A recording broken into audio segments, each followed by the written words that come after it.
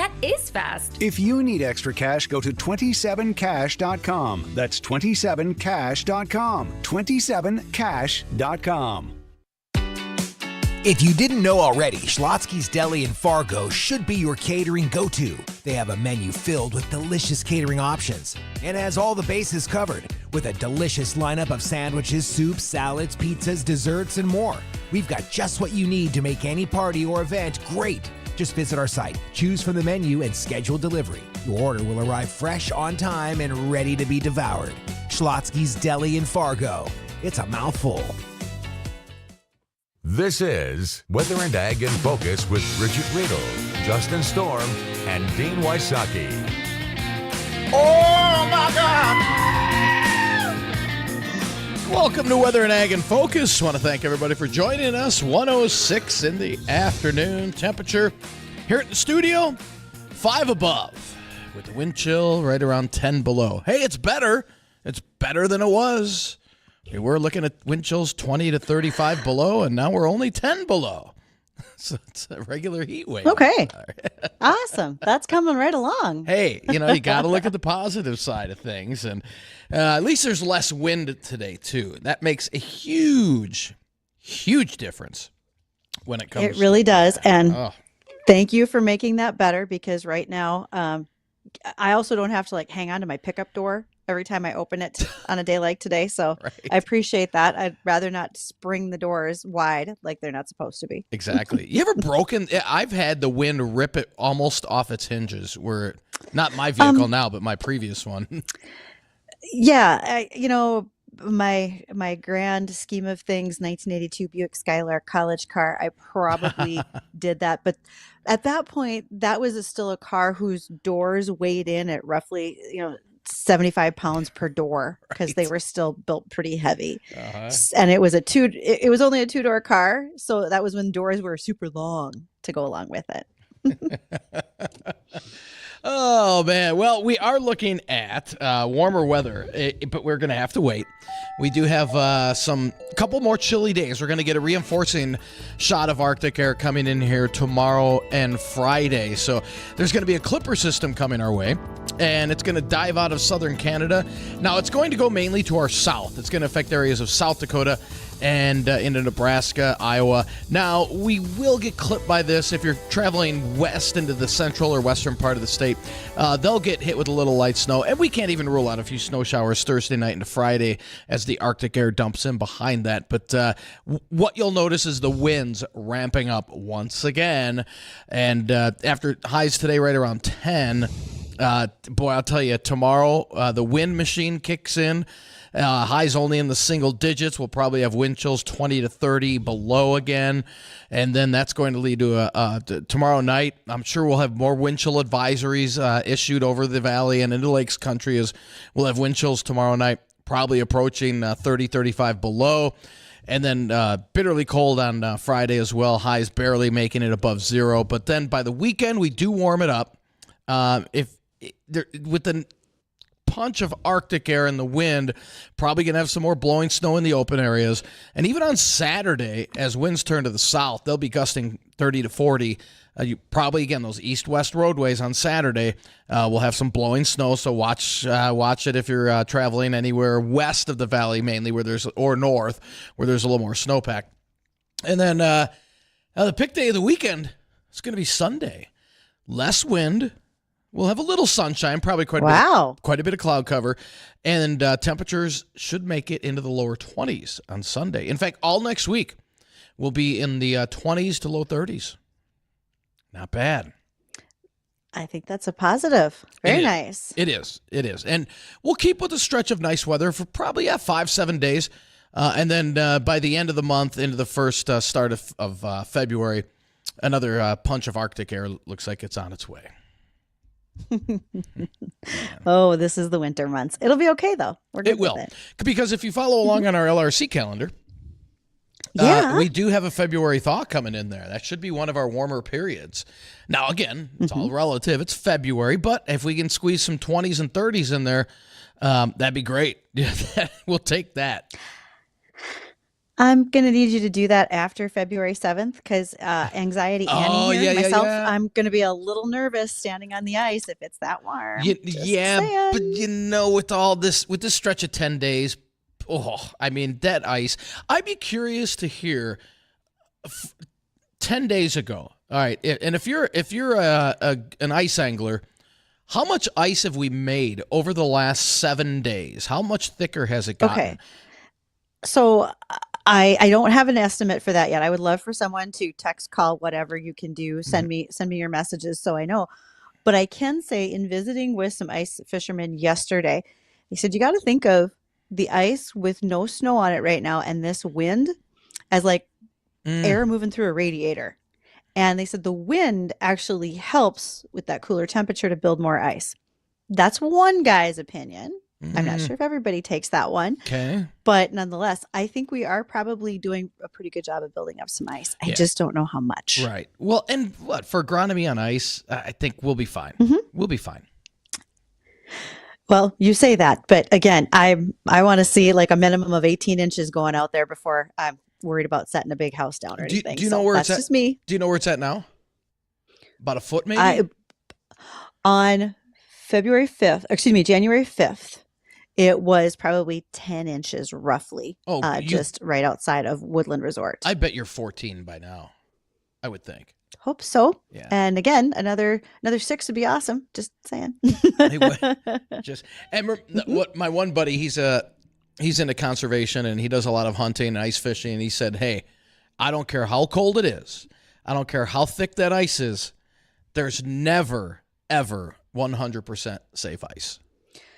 It's not. And we all have to remember that. We've got to be safe around whatever we're working with. And if we're getting on the ice because we're sportsmen and want to be a part of ice fishing, still got to use caution. And I had a guy I was with yesterday said, I walk out with, because he's got a fairly good sized fish house. He said, I will walk out about every 50 feet and drill a hole just to make sure as I go that I know the depth and I don't run into trouble on some thin ice. Right. Not knowing. Exactly.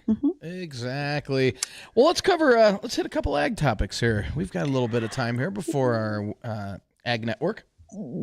Well, one of these is going to tie in, and I can tell you I'm not this smart. This just happened inadvertently, but one of ours is going to tie right on in with our guest who's coming on today. I see that, right? Yes. Okay, so what I want to talk about is a piece of equipment that is coming out of Germany, and it's been demoed in the US and Canada, and it's called the Nexat, Nexat. So all of your fingers can fly across your screens right now, and you can go ahead and be Googling this. Jacob's running it in our live stream so you can see the picture of it. This is literally made to be essentially a power unit, like a chassis and an engine, but you can switch out the components. So it would be a self-propelled planter, sprayer, and combine all in one. There's about 18 to 20 of these carrier vehicles that have been sold. They are targeting Ukraine, Romania, Germany, the US, Brazil, and Canada. It is a diesel-powered, electronically driven, wide-span vehicle that swaps out the implements. When it's in transport mode, the cab is forward, but it offers a 320-degree swing on that cab to move it into position of where you want to be able to watch. It's pretty neat. And it's massive. It is massive. Now, that ties into our guest today because our guest is Ag with Emma. And Emma's a friend of mine. I know her through Twitter, and she's got a YouTube channel as well as TikTok. In fact, she just surpassed 100,000 subscribers on her YouTube channel. Emma's currently working in Richardson, North Dakota, but last summer, she demoed this Nexat on some wheat fields down in South Dakota. So as soon as we get Emma on here in our 120 segment, she's going to be able to talk a little bit about that equipment, what she's done, how she got involved, and where she's at right now in farm equipment, because she's done a lot and she's documented it very, very well across her social media. This will be fun. Wow. And that is one massive piece of it's just now what makes it's basically a 3-in-1. Obviously it can't be cheap, but in the long run, if you're combining 3 pieces of equipment into one, well, I think that's a big part of it, because what they're trying to do is you don't have to have so many different separate pieces of equipment, right? This could be one unit that propels multiple operations on your farm. And it's built heavy, and it's not built for small scale. I mean, this is targeting large farms, whether I think, certainly wheat, but I think you could also be looking at corn or soybeans with it. It's an interesting concept. And if people haven't had a chance yet to go either A, watch the live stream, or B, type this into your search engine yourself. Again, it's Nexat, Nexat. It's called the Holistic Crop Production System. And I think they would really get a charge out of seeing the size and scope of what this thing does. It's fun to watch. You think you saw one on the road the other day, actually. I could have sworn, and the first thing I thought of was, well, A, how's a semi even hauling that thing? And and B, what are those massive, massive yellow tanks? I'm like, and maybe it wasn't it, but boy, it sure looked like it. So, well, in today's post-COVID world, this sort of leads into one other topic of discussion, and that has to be the fact that we saw such supply issues and supply chain all the way through COVID. Kind of like if you wanted to go out and buy a car, you had a very limited selection. That was the same for farm equipment. That's loosening up now. A lot of suppliers in North America have made their amends, so to speak, whether looking for more local suppliers or stocking inventory, et cetera, so they're more prepared. So that type of thing is less of a problem. But the reality is we're seeing a change in that. We're also starting to see that used equipment market soften somewhat. It's not going to be perfect, but it's getting a little bit better. And Right. when you talk to farmers that once had their operating loans in that 18 to 21% range, like our discussion with Lynn Paulson from Bell Bank a few weeks ago, we're a little lower in interest rates, but we do still see quite a lot of expense due to inflation on any products we're buying, whether it's passenger cars or farm equipment. So lots going on. I know, and we will have our guest on coming up here after the break. Our guest, Ag with Emma, as Bridgette had alluded to, and we'll be talking with Emma here coming up right after the American Ag Network. Don't go anywhere. We'll be right back. Livestock futures are mixed this afternoon for the American Ag Network. I'm Richard Risvet with this market update. Early triple-digit losses in live cattle futures have been replaced by more moderate pressure, and they're mixed currently right now. This weakness may continue to be seen through the rest of the trading session, although traders are also focusing on the ability to sustain price support in beef values and cash cattle trade as the week continues. Cash cattle markets are still at a standstill. This is not surprising given the shorter trading week and recent storms and bitterly cold weather seen over the past few days. Some asking prices from yesterday at 174 to 175 in the south are still holding, but otherwise limited interest is being seen with bids unavailable in all areas, and northern asking prices are still hard to pin down. Box beef prices are higher, choice up 294 and select up 220 with a movement of 70 loads. Now, lean hog futures, they followed the rest of the livestock market and most outside markets lower this morning. The spillover pressure following strong pressure yesterday quickly limited buyer interest across all lean hog contracts. Now, the inability to establish new market pressure has allowed for sell orders to fade as the day continues on here. That's allowing spot February futures to bounce higher here at midday. Light volume is also seen in late 2024 contract months, which is helping to solidify overall buyer support in nearby and late market contracts. We'll get a look at the livestock numbers next. You're listening to the American Ag Network. Non-attorney paid spokesperson. Could your house go into foreclosure? Are you behind on your mortgage payments? Does it seem like the bank has no interest in helping you save your home? And you feel like you have nowhere to turn for help? Then we have good news for you. Foreclosure Protection Services can help save your home as they specialize in foreclosure assistance. That's all they do. If you're behind on your mortgage payments, being threatened with foreclosure, have been denied a loan modification, or been the victim of a predatory loan, it's critical that you call Foreclosure Protection Services now at 800-926-1701. Their network of attorneys and their agents are available to speak to you now. If you're behind on your mortgage payments, Foreclosure Protection Services can help stop the foreclosure process. Call today before it's too late. New laws are in effect that may save your home. Call Foreclosure Protection Services now at 800-926-1701. 800-926-1701. That's 800-926-1701. Let's get a look at the livestock numbers. Live cattle February down 40 at 172.72. April unchanged at 175.17. June up 17 at 172.35. And the August live cattle, they're up 2 pennies at 172.85. Feeders, January up 7 at 227.62. March down 2 at 228.80. Lean hogs, February up 42 at 71.20. April up 22 at 77.80. And the May lean hogs, they're unchanged at 83.90. The dollar sits at 103.3, with crude oil trading down a few dimes at right around $72 a barrel. For the American Ag Network, I'm Richard Ristvet. This is Weather and Ag in Focus with Bridgette Readel, Justin Storm, and Dean Wysocki.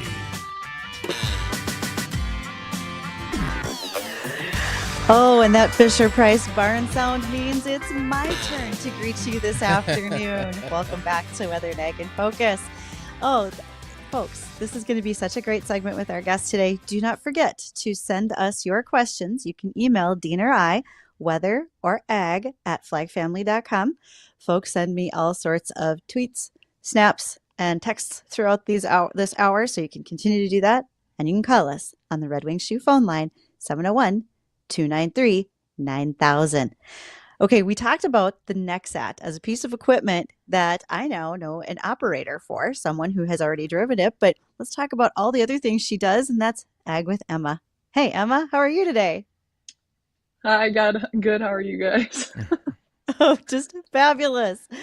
Okay, you have 100,000 YouTube subscribers now, but maybe not everybody knows who you might be. So give me the background. Well, I'm just Emma, but I decided that I wanted to go on custom harvests last year. I grew up in southern Idaho, and I never really grew up around large-scale equipment and operating it. So I was raised in an agricultural sense, just not on a family farm. I was in FFA and stuff like that in high school. And then when I graduated college, I was working in research and development with sugar snap peas in Idaho.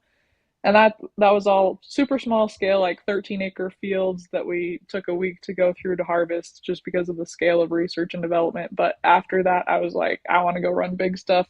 I had a friend on harvest. I got roped into that. And then in 2022, I went down to Oklahoma and I started running a grain cart for the first time. I learned how to run a combine. And then after I was done with harvest in November, I went to Australia, ran combine and grain cart down there some more. Wow. And then during my time on harvest, I had come across the farm that I work at now in North Dakota. My boss from that farm called me in January when I was at the Minot Ag Show and was like, hey, I need another operator. I've seen your stuff. I've seen how you work. Will you come work on our farm? And so I was like, I don't have anything else going on this year. I didn't really want to go on harvest again just because I needed some more stability. I wanted to make some different content. So I started working in North Dakota in May of 2023. And then I've worked there ever since, with taking some breaks to go film some other stuff and go travel some places because that's kind of the niche of my content. So that's what I've been up to. And then, like you guys have been talking about the Nexat, I got to go and visit them in South Dakota, right? Like the day after harvest ended. We had the campers all packed up. I left that night. And then the next day I was in South Dakota, and it was the last day they were operating the Nexat. Because they'd called me earlier that season, and I was like, dude, I'm on harvest. Like, I cannot come out and make videos because, like, you can't leave harvest crew. So when I called them and I was like, hey, we're done with harvest, are you guys still rolling? And they were like, yeah, come on up. And I zoomed. I was in Kansas, like the bottom of Kansas. Actually, I was in Texas that night. And I was in South Dakota by the next afternoon. So that's just kind of how I operate. But yeah, it's super fun running and seeing all this equipment and all these operations. So Emma, what makes this Nexat? I mean, the video of it this thing is massive. Mm-hmm. What makes this so unique or so different? And how does this help the farmer? So it's really a one piece does all kind of thing, which I made a video about it on YouTube. It has I think it has like 1.4 million views. And I explained in that video kind of its operations, how it's set up, how it works in the harvest realm of things. But it's such a like slender piece of equipment when you can put it all down the road. Like it's only 11 feet wide going down the road, which is insane because it looks huge. People expect it to be bigger because of how large it is. Like they expect it to have more corn heads on, but they only have 20 row head on it. But when you are able to switch from a 20 row corn head to a planter and then a sprayer, it's really focusing on the controlled traffic farming and being sustainable with every pass. So when you're only driving over such a small percentage of that field, it is really like being more efficient with your soil. It's really taking that, regenerative, but also using equipment in new ways to the next level. So it's really cool to see in person. Wow. And that 11-foot width, like you talked about, especially when you get into transport mode, really driven by Europe, because again, this is a piece of equipment coming from Germany, but European rules state that you can't be over the lines on your roadways. You can't be hanging down to the ditch, that type of thing. So even when I've been in the cab of one of the new horse sprayers, they're very narrow bodied versus once you get in the field, and like with this Nexat, when that thing swings wide and you move the cab around, now it's a whole different concept. It's pretty cool.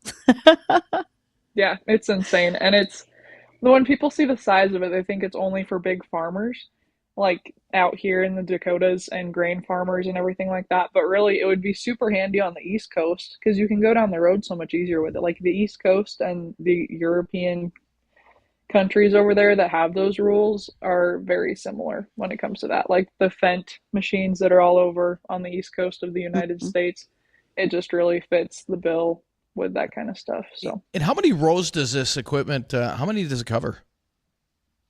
I think it was a 20 row corn head. I cannot remember how many on the planter, and then I think there was a couple different widths for the sprayer. They also have tillage equipment. Wow. I think. I never saw the tillage or anything. Yeah. Yep. So I only saw it when it was in harvest and then in planting. The video we just ran on our live stream showed it with tracks. Is it only tracked, or I thought you could do it with tires? Do you remember, Emma? They have tracks and tires. Yep. Okay, so it could go either way with that piece of equipment. Yes. All right. So some of folks who are listening may not realize this. I mean, Emma's in her early 20s, and she's a better equipment guru than some of the people I know who've been selling for years. Did you think that was going to happen, Emma, where all of a sudden you are so hands-on with equipment when you said, I want to go drive big stuff, I'm going to go on a combine crew? Did you think, though, that all of a sudden folks would be looking to you to help make decisions about what equipment they should be running? Oh, for sure not, because I didn't grow up around it. Like when I started harvest, I didn't even know how to set an auto steer line. I really genuinely didn't. So when I was on harvest, I didn't even use auto steer most of the time in grain cart, which you don't need to anyways. That's another hot topic for a lot of people, but I didn't know about a lot of the technology. So it's been a really fun experience to be able to learn that now that I'm an adult. Like a lot of people get to learn that when they're kids. So I've just been blessed with a lot of good people that have been willing to teach me how to do that kind of stuff in very simple terms. And I have the greater opportunity to be able to share that with other people that might not have been lucky enough to be involved in agriculture and stuff like that. So being able to tell people about equipment now is like, whoa. Well, as a radio team, we custom farmed 20 acres of soybeans this year. And so Dean has something in common with you. He just learned how to drive a combine this fall. That was fun. That was fun. Yeah, it is super fun. I would love to get into that, Bridgette. Under this. That Nexat? Oh man, that's obviously it's probably automated. But does that just do corn? What corn and wheat? Does it do soybeans as well? Yes, it does. Yep, they have a draper head they can attach to it as well, and then a corn head. Wow. I'm sure they could even get into sunflowers. So. I bet you could if you have like an all crop head type situation or something like that.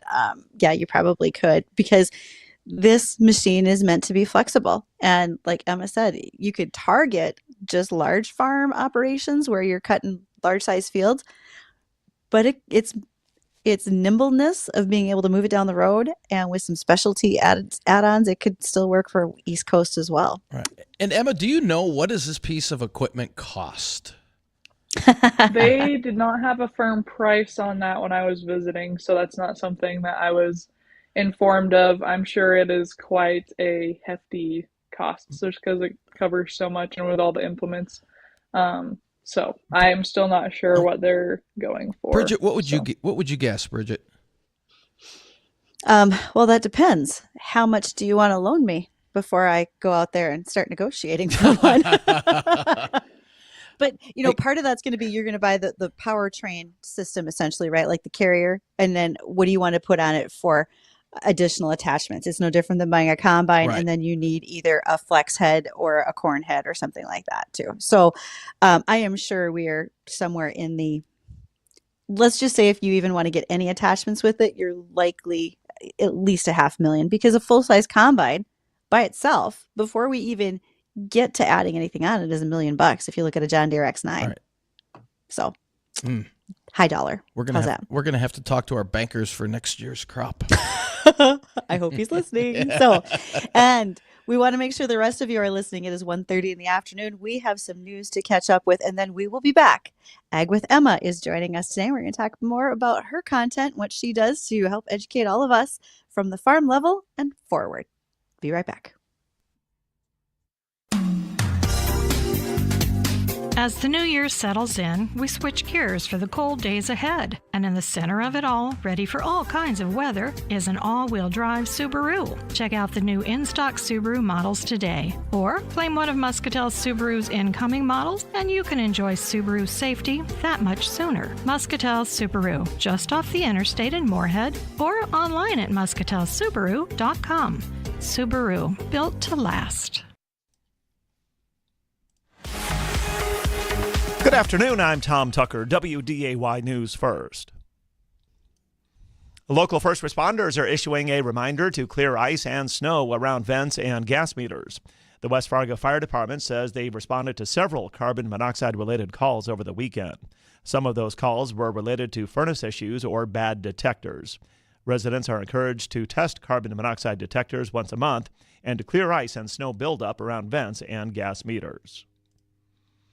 Cass County officials are warning residents of scammers impersonating government staff. Officials say the scammers are pretending to be members of Cass County government staff and are asking for sensitive information. The county says official emails always come from the domain casscounty.gov. If you are suspicious of any links or communications, you're asked to call the county directly.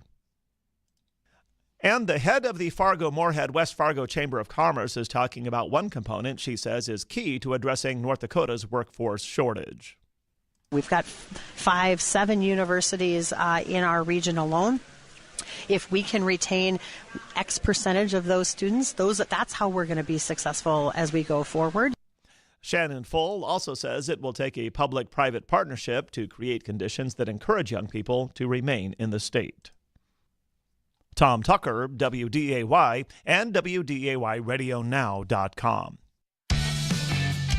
Oh, can you imagine a stress-free Sunday with family, friends, fun, and food? You can have it when you make Barron's your new Sunday brunch headquarters. Experience a brunch like nowhere else. Your kids will love the customizable waffle bar, fresh scrambled eggs, thick-cut bacon, and much more. Plus, while Mama sips on a mimosa, you can wear out the kids in the arcade at Kingpin's. For a stress-free Sunday, mention My Brunch Headquarters and receive 20% off brunch at Barron's. Make your Sunday stress-free, filled with great food, no cleanup, and most importantly, where family, friends, fun, and food come together for brunch at Barron's. Go to brunchatbarons.com. Again, brunch at BARONS.com. And don't forget to mention My Brunch Headquarters for 20% off and experience your stress-free Sunday at brunchatbarons.com. Brunch at Barron's, located inside Kingpin's off I-29 and 52nd Avenue South in Fargo. Are you absolutely determined to reach those new fitness goals in the new year without needing to spend hours at the gym each day? I can tell you where to go, and that is HotWorks Fitness Center, Moorhead. You can work out in infrared heat and accomplish more in a shorter workout. Shorter time, burn off more calories than a normal workout. 24-hour access so you can work out anytime you want. You can get a free session and try it before you sign up to become a member. The HotWorks Fitness Center in Moorhead. Find HotWorks in Moorhead on Facebook and Instagram. Weather and Ag in Focus on WDAY Radio.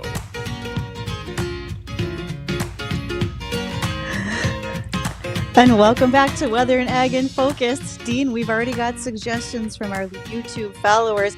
that if we're going to get one of those Nexats, we'd better start a bake sale in order to start raising some funds. So get your apron on, fire up your oven. Here we go. There you go. So our discussion about the Nexat piece of equipment, but also it's dovetailed into visiting with YouTube sensation Egg with Emma.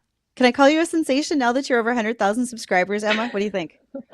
Well, I don't know if there's a difference between 100,000 and 200,000 subscribers, but if there is, I wouldn't be a sensation anymore because I do have like 228,000 now. Oh man, I just remember seeing you getting the plaque, so that must have really fed into the algorithm and made you jump up. That's fabulous. Yeah. It was I posted a reel about blowing out radiators and all of the wrong kind of people. So I had over 40 million views on YouTube. So I privated that video because it was just bringing in a lot of audience that you have to be selective to a degree when you have platforms like that. So when there's content bringing in an audience that is not favorable to what you're trying to make a niche out of, then you just gotta cut your losses. And Emma, okay, that's fantastic advice because right? I gotta say, Dean, when I was looking for our guest that was with us on Monday, she was a pineapple farmer in Hawaii, and I literally said on Twitter, X, I need to know if someone I need a pineapple agronomist.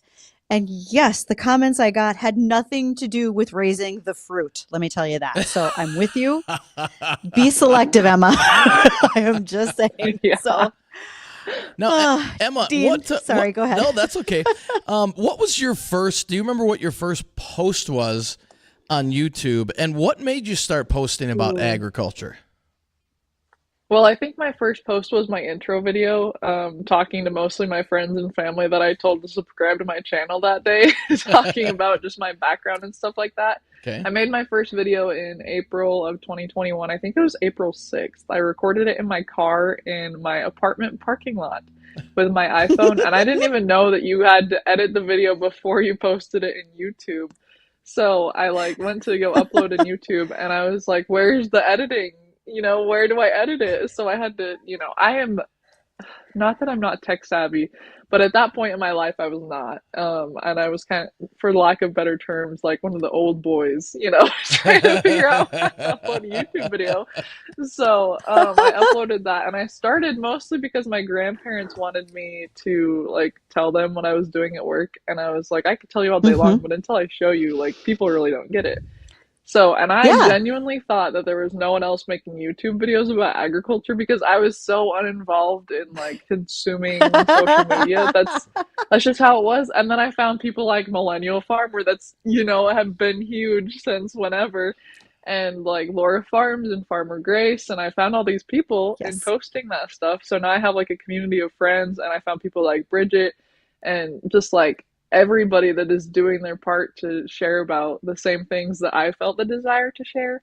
So it's been a super cool journey. I never thought I'd be where I'm at right now, ever. I never would have thought. So does that mean you never thought you'd be in Western North Dakota, particularly in the dead of winter? Oh, yeah. Yeah, actually.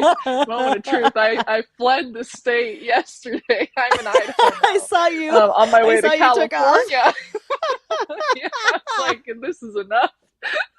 But it was all part of the plan, but I inconveniently left right after the insane cold snap. You guys were talking about that earlier, and that did not go unnoticed. So I think it was -70 where we're at, and we unashamedly stopped working for 4 days. We just parked trucks and we're like, we're not doing this. We can't. There is no reason to suffer through this. Trucks don't start. Things don't go well. And to be honest, your social media replacement is out in Dickinson right now. Since you and I have been talking, I have some texts from Rob Sharkey. He's speaking in Dickinson today. So he's out there taking your place for the day. How's that? Oh, I didn't even know that. He should have told me. Yeah, I knew he was out there. Just couldn't get there today to see Rob. So text messages will have to do, I'm afraid. But what surprised you about coming to work in North Dakota? What were you thinking? Whoa, this is mind blowing when I got here. I really love the scale of equipment that runs out here. There's just something insane about seeing that many pieces of equipment moving through a field. On the farm that I work on specifically, I get all the boys to line up during seeding. and harvest. So we'll take all of the cedars and put them all in a line in one field, and I'll fly my drone, and everyone gets so mad during the moment because they're like, this is so inefficient, this is dumb. Like, oh, da, da, da, da. They're all cussing me out on the radio, and then I send a group, like, I send a picture to the group chat, and they're all like, that's insane, I love it. So that's one of the best parts about it. I'm like, it's just so aesthetically pleasing to the eye. And there's some people that don't like seeing that scale of equipment. They're like, oh, it's ruining the planet and all this stuff. But I love it. So especially when it's John Deere. But I'm just able to really learn more about how you can increase efficiency in agriculture, even on that large scale. You know, after being the person that thinks that there's all these things we do in agriculture that are killing the planet, but we're really doing the best that we can to increase production. And you really see that come to life in North Dakota, in my opinion, because, you know, we're not the like Iowa guys. We're not growing corn all the time. We're, you know, well, 200 plus bushel corn, except this year with all the rain. But you really just get to see, you know, the grain plains, literally. So it's really pretty. The people are all interesting, to say the least, as you get with anywhere. So in North Dakota, you're never going to have an uneventful dull day, moment. so to say. Right. Yeah. And Yeah, Emma, none. exactly. Emma, what's your biggest, I don't know if I want to say challenge, or the best video shoot that you've done on YouTube? Oh. What was it about? Like challenges in like a challenging day, or challenge to get to that point of filming it? Well, maybe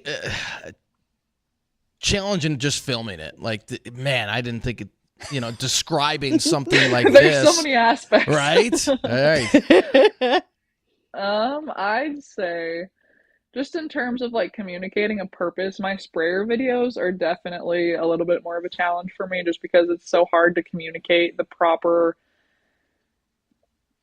forms of like why we do things when I'm in the sprayer, you know? So it's hard to like get across all of the information that I want while also being efficient and putting it in terms that are understandable by anyone that's going to come across those videos, because every time you post a video, you never know what your audience is going to be. You never know what it's going to catch. You never know, you know, what's going to be misinterpreted. That's what I have to think about all the time, especially after that reel went viral. I'm like, that's stuff that I didn't even think about that would catch people's attention. So it's being completely conscious about the content you're producing all the time is a challenge in itself. So like when you're putting together ag videos, the most challenging ones are definitely when it's new equipment, or when like the Nexat video, that was a challenge. It took me 2 months to edit that video. It was insane because I put so much pressure on myself.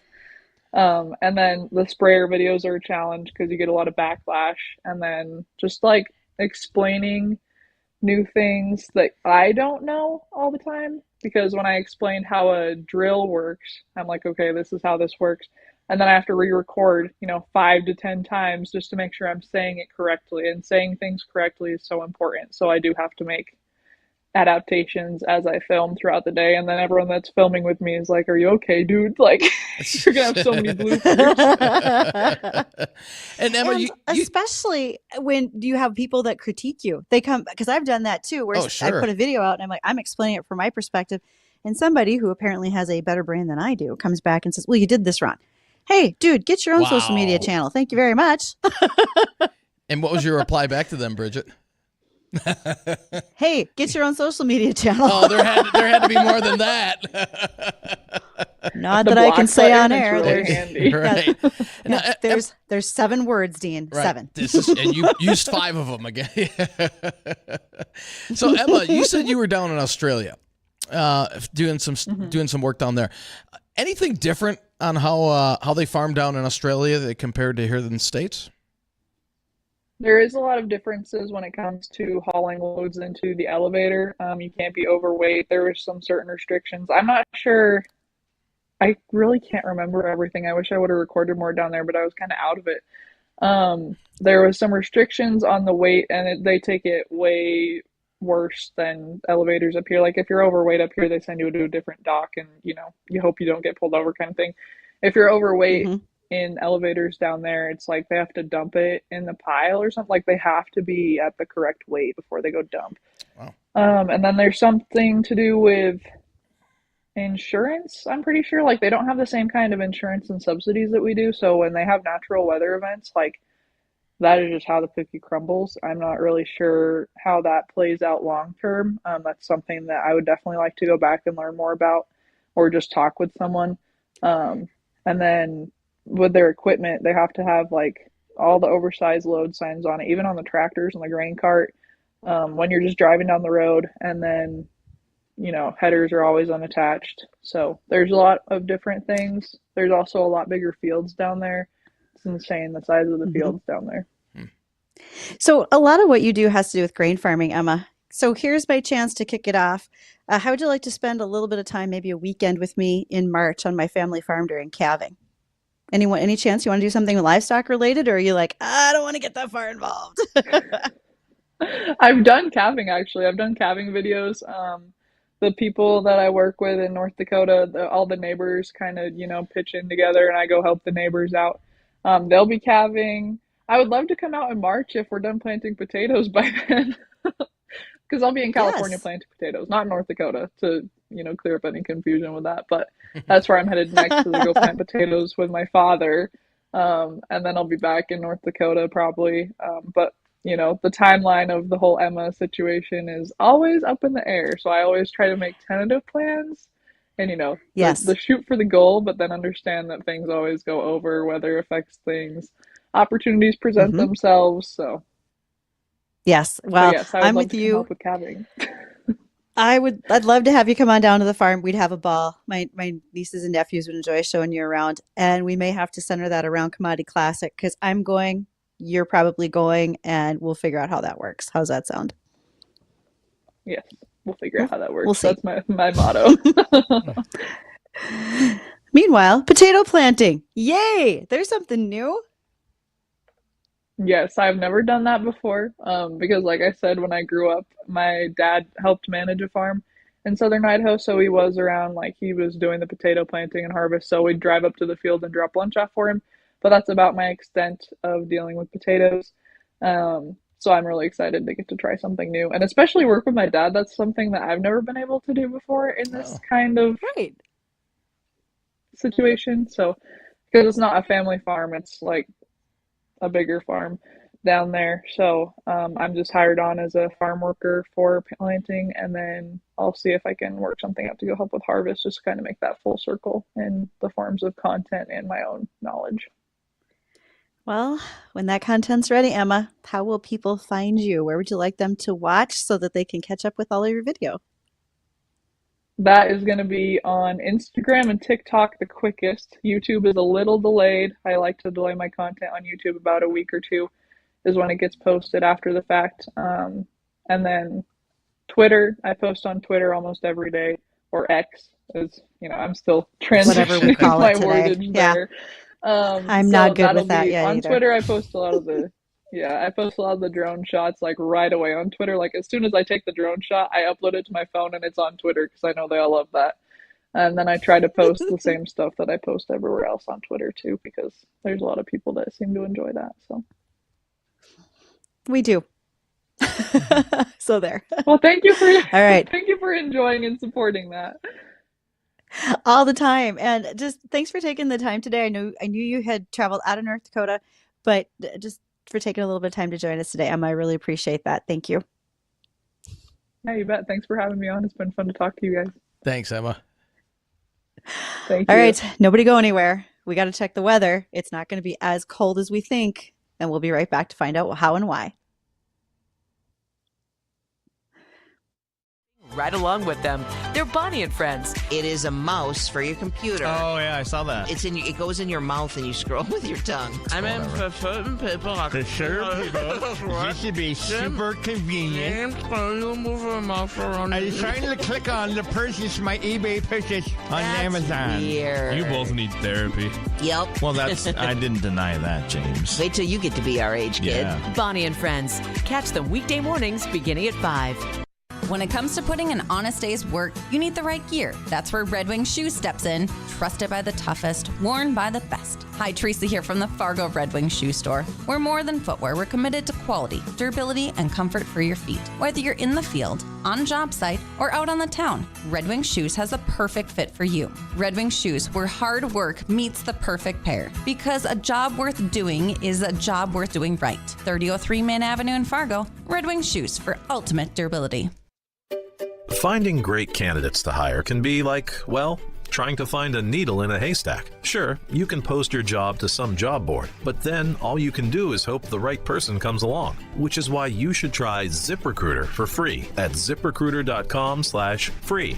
ZipRecruiter doesn't depend on candidates finding you. Its powerful technology identifies people with the right experience and actively invites them to apply to your job. You get qualified candidates fast. So while other companies might deliver a lot of hay, ZipRecruiter finds you what you're looking for.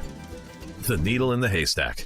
4 out of 5 employers who post a job on ZipRecruiter get a quality candidate through the site within the first day. ZipRecruiter, the smartest way to hire. And right now, you can try ZipRecruiter for free. That's right, free. Just go to this exclusive web address, ziprecruiter.com/free. That's ziprecruiter.com/free. ZipRecruiter.com/free. Nothing slows my little girl down, except a stuffy nose. Mommy. That's why I use Sinex Children's Saline from Vicks. Sinex instantly clears mucus in everyday stuffy little noses with a gentle, ultra-fine mist designed for kids. Just Sinex? Breathe. Her stuffy nose is gone for now. And so is she. Sinex Children's Saline. Sinex, breathe. Use as directed, keep out of reach of children. Encounter Jesus, experience grace at Olivet Lutheran Church. We offer multiple styles of worship services. Our Sunday morning 8:30 worship is filled with traditional hymns led by the organ. If contemporary music is more your style, the Sunday morning 10:30 service will be what you're looking for. And our Wednesday 6 p.m. service is quiet, contemplative, and acoustic. Worship with us online on our YouTube channel. To find out more, visit olivet.org. Encounter Jesus, experience grace at Olivet Lutheran Church. Are you having transmission problems and struggling to find a place to work on it? I've got some exciting news for you. I'm Matthew from Fix It Forward Auto Care, and we're excited to announce that we're now offering full-service transmission repair for automotive and light truck applications, including repair, rebuilding, and replacement. If your transmission is making unusual noises, slips, or is leaking, stop by any of our 4 convenient FM locations so our skilled technicians can check it out. Fix It Forward Auto Care, the name you trust for car repair. Fix It Forward Auto Care. This is Weather and Ag in Focus with Bridgette Readel, Justin Storm, and Dean Wysocki. And welcome back to Weather and Ag in Focus. And, I've been swamped with emails, mainly from the ladies, asking, where is Justin Storm? So, Justin, you've got a fan club, buddy. He's been under the weather. He's been pretty ill. So his poor little one was sick, and then he got sick. So Justin's been a little under the weather. So get better, buddy. Okay, wait a minute. A guy named Justin Storm, who's a weatherman, is under the weather. Could you have strung that together? I was wondering if you were going to catch that. Okay, I was wondering. Good. See, you're on top of things, Bridgette. Not my first rodeo today. Right? We're okay there. Well, let's do a quick recap of the weather, and then we'll hit a couple more ag topics. We've got a little bit of flurry activity stretching from about Grand Forks over through Thief River. Not a big deal, but there's some cold weather out there. Winds are a lot lighter today. They're blowing about 10 miles an hour, which is a heck of a lot better. Don't get used to it because the wind machine kicks back in tomorrow. We'll reach a high today pretty close to 10. And then dropping down to 5 below tonight. And then tomorrow the winds pick back up out of the northwest. We'll have a high right around 4 above tomorrow. And you factor in the winds, we're looking at wind chills probably 20 to 25 below. Even colder than that off to our north. That Arctic air gets reinforced on Friday. Highs both Thursday and Friday only around 4 or 5 above. And then as we head into the weekend, it does turn windy again, but this time out of the south on Saturday. We'll have a high of 11. It won't feel like it. And then finally, winds go a little lighter on Sunday, and temperatures warm into the 20s. Sunday, the pick day of the weekend, and then most of next week, 20s and pretty close to 30. That's a nice... Not terrible. I hate to say it, but that's a nice little heat wave for January. I would have to say that's actually much more improved than what folks might have been anticipating at this time of the year. Right, exactly. I mean, I can see where that negative 70 number maybe drove Emma out of western North Dakota. That could have been a little bit much to handle for a kid who grew up in the Pacific Northwest. Right. Well, and she's a smart girl. She's getting out of here at the right time. Yeah, pick your battles, and one of them is not with Mother Nature. No she doubt. will do whatever she so chooses. Absolutely, yes. absolutely. All right, let's hit a couple more ag topics before we run out of time here, Bridget. We certainly should. And first of all, this is a little differently in the realm of ag. How's that? We get a lot of questions about carbon capture that farmers, what can they participate in? What kind of programs are out there? Well, Minn Kota Power is actually getting in on the game now too. They have received a $350 million carbon capture demonstration project program grant. I don't know how big those initials are, but there's a lot of them. Mm-hmm. And with that, they are planning on capturing carbon dioxide and then permanently storing it in the saline geographic formation, beneath their power plant. So little different scale. They're not opening up to farmers in the way that we've seen other companies do that. So for instance, you have companies like PepsiCo or Walmart who are wanting to offer carbon capture credits to a farmer in exchange for cash payments so that the farmer is doing regenerative and conservation practices in order to capture that carbon. Here's one where one of the power companies, and again, that's Minn Kota Power, is going to be doing that. They're on their own, just piping that right into the ground. And there is an ethanol plant in western North Dakota who's already doing that as well. They're already doing their own carbon capture in order to lower that footprint. I still maintain that ag is the smallest footprint of the majority industries, whether it's in manufacturing or transportation, but we are certainly doing our share and wanting to make those improvements wherever possible. Cool. Because we know people talk about climate. Well, and some of it's true and some of it's exaggerated. So you got to be careful. Well, that would likely be the case. Yes. We can't say that all of it's going to come to fruition. So speaking, go ahead. Yeah, go ahead. Well, I was going to say, when it coming. Go ahead. Go, Bridget. When coming to fruition, there's a bunch of things that if you watch what's being talked about in the ag industry this year, kind of those hot topics and what's going to catch people's eye, vertical ag software, that battle between them are really intensifying. There's an incredibly competitive landscape in the software, and it's becoming more intense. You have companies like Bushel, who's local, AgVend, EverAg. They are making significant strides in increasing their market penetration. Mm-hmm. They're reducing the friction for agribusinesses and their farmers, and they're really enhancing those user experiences. So farmers have a much bigger choice in what softwares they want to use and how and what they're compatible with. So that's actually a good advancement from the farm level for more compatibility down the road for what their record keeping might include. Nice. And speaking about climate, what do you got? Did you see the story online? I just had to laugh of all the Teslas that got basically stranded in Chicago during this cold snap. So not even Chicago, but I read a story about a guy trying to get across Saskatchewan with his Tesla and having to stop and charge it, during this severe cold snap. But the problem is when you stop to charge it, it can't run. So he would charge, but then he would get cold, and then he'd have to run the Tesla to warm up, and then he'd have to stop it to charge it again. And he couldn't plug it in to charge and then walk into a store because it was 5 a.m. Right. And wherever this Tesla parking was at, there wasn't an open business for him to go in and be warm. Wow. That seemed like a badly planned road trip. I hope this is just a good example of we can't just jump right into something without testing it out first. And it's just not going to work in cold climates, no doubt about it. I want to thank everybody for joining us on Weather and Ag in Focus. We'll see you again tomorrow, 1 o'clock. Don't go anywhere. The Jay Thomas Show, #1 in the market, is coming up next.